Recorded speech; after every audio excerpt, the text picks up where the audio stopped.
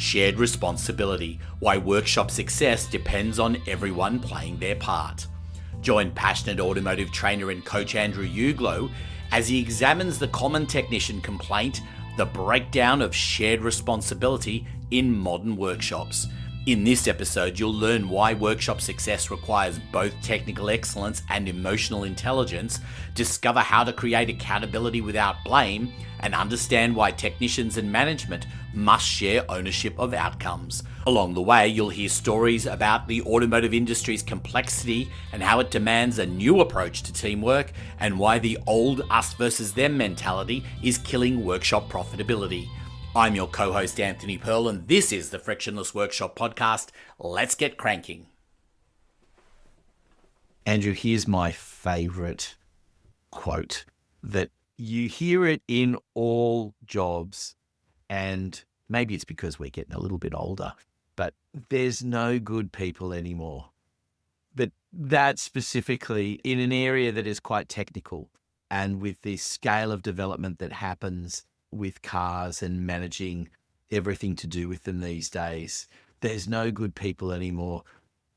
That's something that comes up all the time, isn't it? It's funny you should say that. And at risk of getting on a soapbox, and perhaps this is why I do a podcast to get on a soapbox, but when you've been doing anything for a long time, you start to notice patterns, right? You start to notice things recur. There's cycles to how things operate. Just looking back, when I first started in the industry forever ago, it was really hard to find good people. And then it's really hard to find people.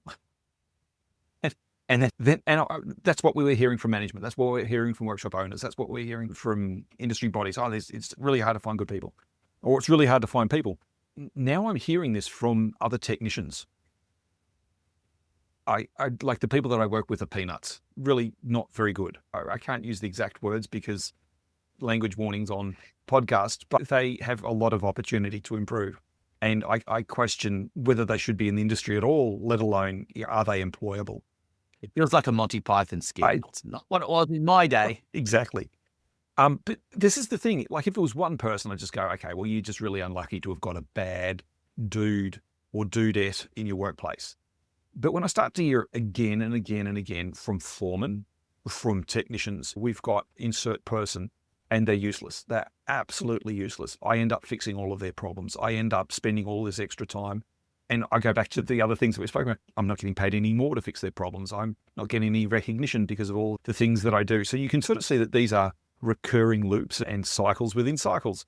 And so there's this lament, where have all the good people gone? Whoa. And the flip side is these young people these days, that's what they said about me when I joined the trade. Young people these days, look, they have no discipline. And you go back and track, honestly go back and track the things that tick you off as a service manager.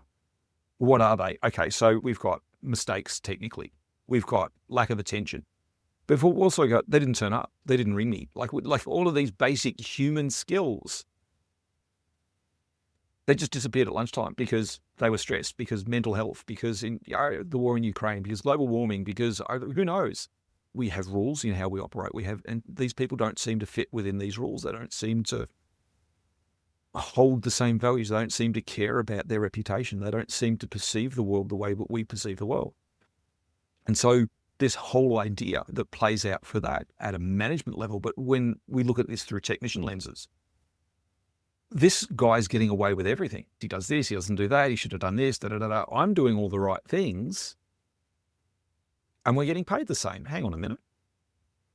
Hang on a minute. And so you can appreciate, what's that saying? Bad company corrupts good habits.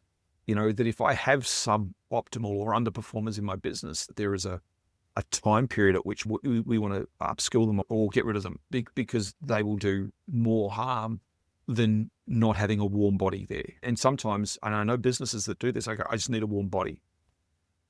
Yep, they create all of this hell, but without that, I just simply can't cope with the amount of work because I don't have enough people. And the hope is that we can find or upskill them enough. We can progress them enough. We can take them from being profoundly suboptimal to being semi-suboptimal. And that's kind of the thing. And yet possibly. But when I start hearing this from technicians, I don't know about you, but that raises some red flags for me. The people that are working with these people, And even if they've been in trade, like I've had a third-year apprentice come to me and go, all of the other apprentices in my workshop are just horrendous. I don't know why they put them on. Okay, that I don't know about you, but that throws up a whole variety of questions and red flags for me. And so going back to the testing the idea, is there in fact no good people anymore? The frustration of working with not good people. Where have all the good people gone? Young people these days, all of those versions of that claim.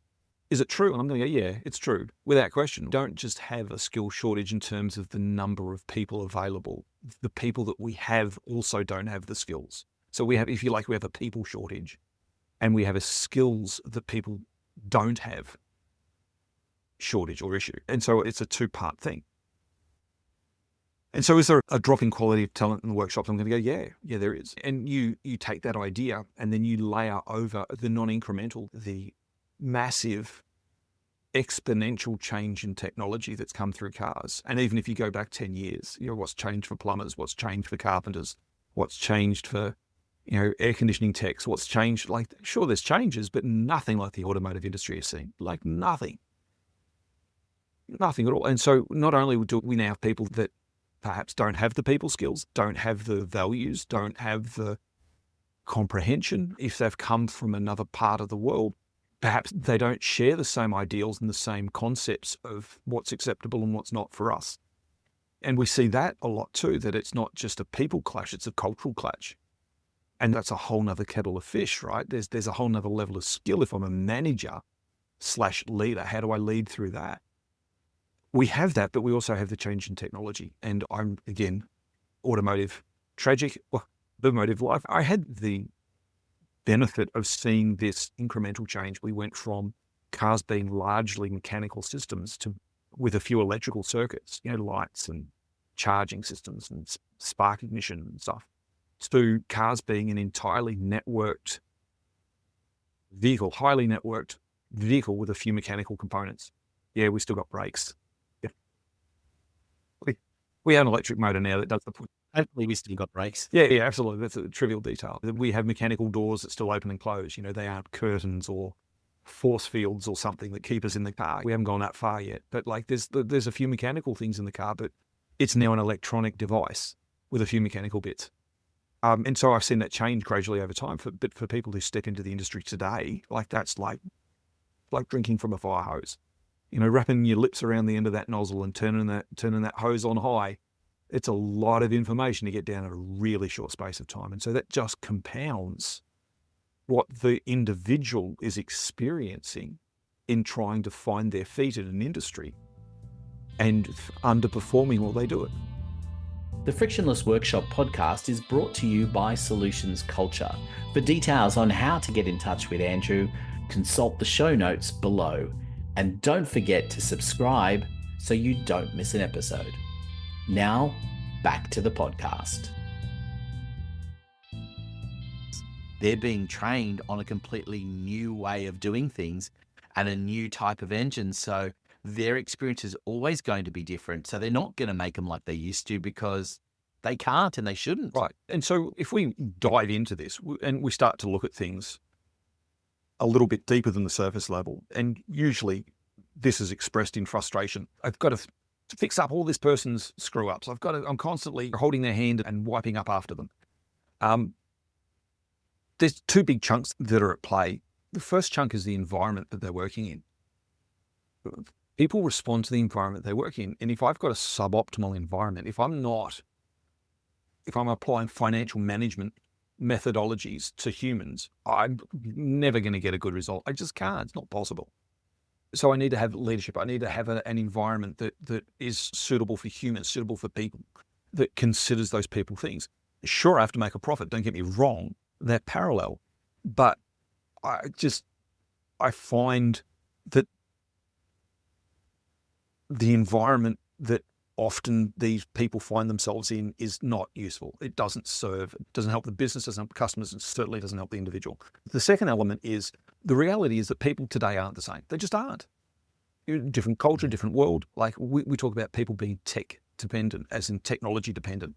Like I remember a long time ago on a galaxy far away when there was no internet. We never had it. You were left to your own devices to be resourceful to figure it out. Now I just ask chat, hey chat, how do I fix this car? Oh, well, Andrew, you need to da-da-da-da-da-da-da. And it may or may not be correct. Like AI's been known to hallucinate once or twice before. And if I give it bad information, I get a bad response back. And so now it's chat's fault, not mine. But the reality is that people don't have the same foundations. That the behaviors that we see are symptoms of things that aren't there. And so the reality is, if I want this person to perform, I'm going to have to do the install. It's like complaining that my car didn't come with leather seats. Well, okay, so it doesn't come with leather seats. If you want leather seats, you're going to have to put them in yourself. You want the people to hold these values, you're going to have to install them. That's the reality. It sucks to be you, sure, but that's the reality. If you want this, you're going to have to do the work. And so this becomes a problem because, one, we don't have in the industry, we don't have good systems and processes for doing the install. We put them through an apprenticeship and that does some work. That's good, that's useful, but it's incomplete, it's insufficient. We certainly don't have any mechanism for doing the install for these values and skills and behaviors and stuff. We have compliance, but that's like using a hammer to fix everything. That's not going to work well. We don't have any training for people in the business for how to do this. We don't have any industry-wide things that develop this, that look at people and go, look, this is how we need to operate. If you want to work in this environment, you need these skills. So let's go and develop those skills. And the people skills, not the technical skills. Sure, we do technical skills really well, but we just don't do the other side really well. And so, back to this complaint, we can either keep banging our head against the wall and having a sookie la-la moment over it and complaining, or we can suck it up. We can go, okay, so they don't have this. How am I going to get that to them? And we get the pushback. Oh, well, they don't want to. They don't this. They don't. Yeah, okay, that's all very external. What are you going to do about it? Who's got two thumbs and holds the responsibility here? Well, that's leadership. That's management. So if you're the service manager, you're the foreman, this is on you. And if we go back historically and look at how foremen did, sure, they were the technical gurus, they were the knowledge holders, they were the problem solvers, they were the ones that did stuff, but they also led the culture. And we don't train them how to do that anymore. That's gone. Foreman is, Andrew, how much longer? Andrew, customers waiting. Andrew, why isn't that job done? We have this whole financial framework over managing people, and it just sucks. It's awful. It's inappropriate. It's like using a hammer to fix everything. And sure, there's things that need a hammer. There's things that need a hammer and a run-up. But there's also that need finesse, things that don't need a hammer. How you sell it in is everything, right? And the funny thing is, they know how to do that when it comes to the car. It's how they do it with the individual, because, we were talking before, come in and you go, okay, say to me, you need new brakes. Now, if they say you need new brakes, but you need it in the next 6 months, is very different to the urgency of saying, look, your brakes are down to the final bits. You need to get your brakes done in the next week. Otherwise, you risk having a serious accident. Yeah. And selling it to me that way goes, okay, let's do the brakes now. Let's get onto it. I can't put this off. And it's the same way that you have to deal with technicians in wanting them to develop and do more things along the way. It's how you sell it into them. When you get that complaint saying that you're just banging your head against a brick wall, that they're not really that interested, how you sell it might be the key to what the response is from them. Sure. I'm going to offer, what we have is, if you imagine two axes, right? The first axis is technical skill, technical ability. I like the word ability better because ability is skill times knowledge, right? It's what I can actually produce. So we have this machine that over time produces technical ability. Okay, so if we look at the scale of things and where we expect our people to be, we expect them to be high technical ability. And so that's efficiency, that's professionalism, that's fixed versus visit. It's all those metrics that we track. Conversely, for leadership, we don't have really, we have management as the other horizontal, and it's kind of one or the other.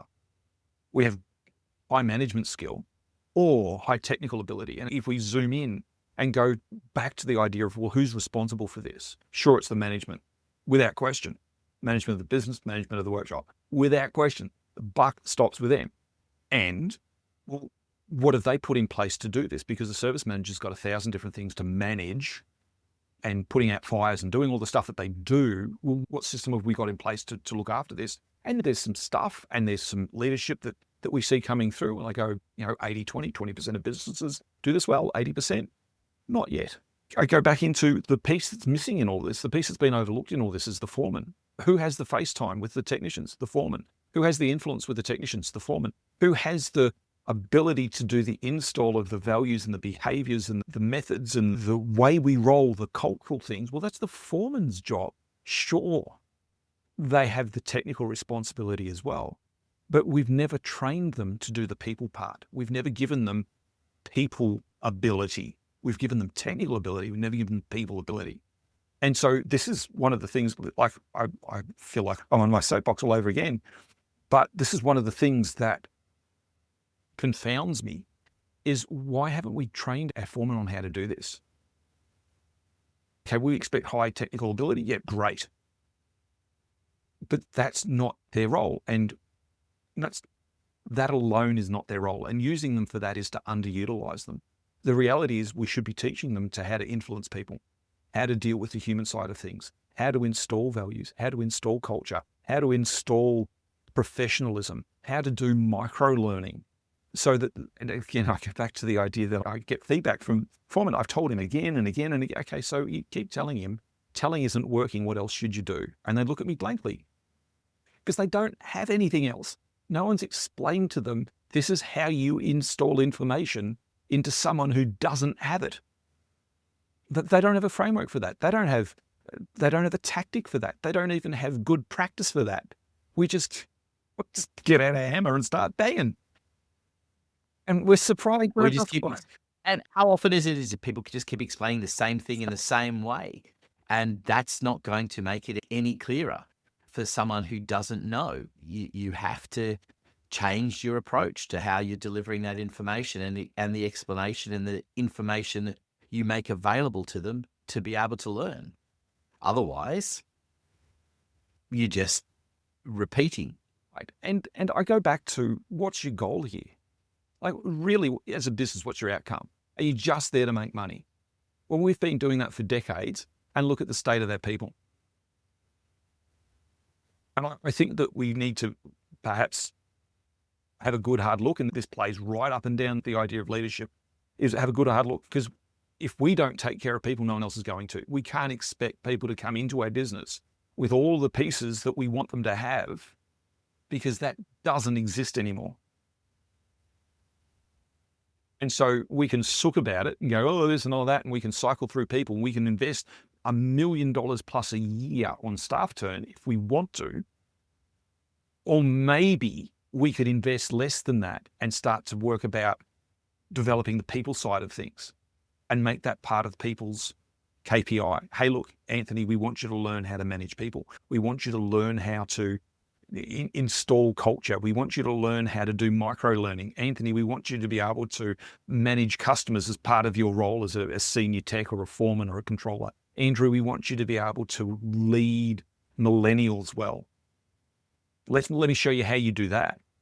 Because until we do, I don't know about you, but I just see a self-repeating cycle. I see the same complaint that we've been banging on about for 30 years, plus happening again and again and again.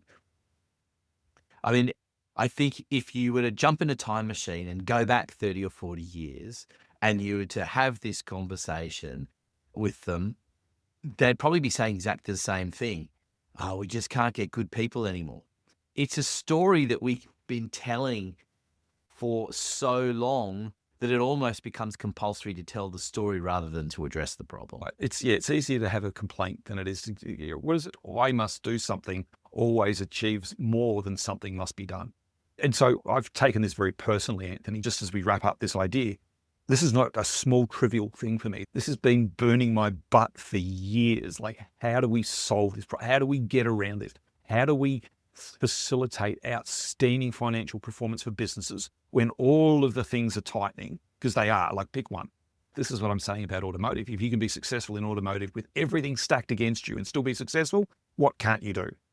So given that environment, how do we run better? How do we operate better? How do we, given that it's all the things that it is, how do we do that well? And ultimately, it comes down to the technicians. In any workshop, the quality of my technicians are directly proportional to the profitability of my business. Sure, I need good, efficient management. Sure, I need great systems. Sure, I need great customer service people. That all helps amplify what the technicians do. But if I don't have good techs, I'm nowhere. And I go back to, well, whose job is it not to train the technicians? Whose job is it to develop the technicians? And that goes back to the service manager, and more specifically, it goes back to the foreman. Sure, we want foremen that are high technical, without question, but we need them to be high people as well. And we get that by training them. And there's nothing. There is absolutely zero. I can send them to TAFE and they can do a Cert 4 in workplace leadership or workplace business management or workplace, whatever it is. And okay, nice piece of paper and they'll learn some stuff. But it doesn't cut the mustard. It's not what they need. And so I've gone and doubled down on this. I have far out. I have invested enormous amounts of time, research, energy. The reason I know all these complaints is I've been testing this over years with people. And so I've developed essentially what is a foreman school. How do you get your foreman up in the scale of people ability? Well, you send them to foreman school. Well, like you would send them to trade school to learn the technical, well, send them to foreman school to learn the other side, the people side. And so we've developed a program called the Professional Foreman Method, literally right about to launch. So this is, if you're watching this or listening to this, this is October, early October. We plan to be launching by the end of the month and taking enrollments for how do you train your foreman? Well, this is how you train your foreman. This is, I'm going to argue, the first time that I know of that there is a foreman school that we teach foremen and controllers how to manage people, not how to manage business, not how to manage technical ability. We'll help with that for sure, but this is how to manage people, how to lead people, how to install the culture, how to have the challenging conversations, how to get these millennials to do what you want them to do. Or what if they wanted to do it? Wouldn't that be easier? Wouldn't that be a better solution? Instead of me pushing these people, wouldn't it be better if I led them, if I facilitated them doing their job? Wouldn't that be a far more sensible way to approach this instead of push, push, push, push, bang, bang, bang with a hammer? Because it's not working. What we're doing now positively is not. Sure, we get some results, but gee whiz, for what effort, what time, and what cost? Thank you for listening to the Frictionless Workshop podcast. For details on how to get Andrew working with you and your technicians, take a look at the show notes. There's also a link to some special content you can access. I'm Anthony Pearl, reminding you to subscribe so you don't miss an episode.